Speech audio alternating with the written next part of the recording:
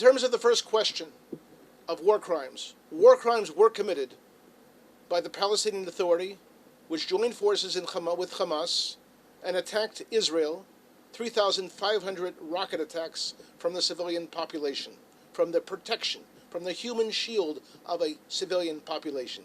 That in itself is a war crime, especially the use of children.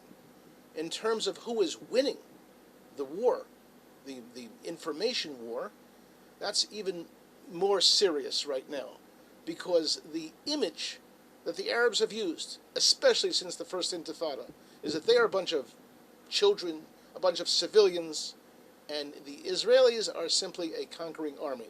They're staying with that image, and Israel, unfortunately, falls into the trap. Every other word from the Israel Foreign Ministry, the Israel Government Press Office, should be the civilian army of Hamas, the civilian army of Gaza. It should be repeated over and over. That should be the sign.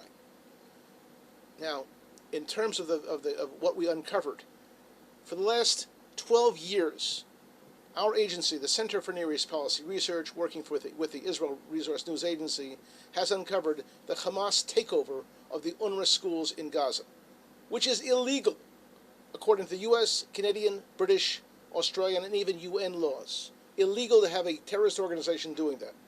The specific issue, which our book uncovered, the UNRWA Roadblock to Peace, Chapter 6 of this book, uncovered the fact that there was military training taking place in the schools. Again, a book that came out in May 2014. We went to all of the funders of UNRWA and said, you've got to look at this and be careful with the funding that you're giving, because the funding is going to military training. And guess what? Not only did the military training continue, and it continues this week, this month, in June 2015, but the same schools where the UNRWA military training was taking place was the same schools where they discovered the missiles, the Hamas missiles. What a coincidence. So it's not something that's theoretical. Some of the people in UNRWA joke that perhaps our agency planted those missiles so we would have credibility. Well, the credibility is what it is. The military training continues, and for some reason, the Israel Civil Administration continues to help the schools in Gaza, the schools of UNRWA, even though those schools have been transformed into military bases.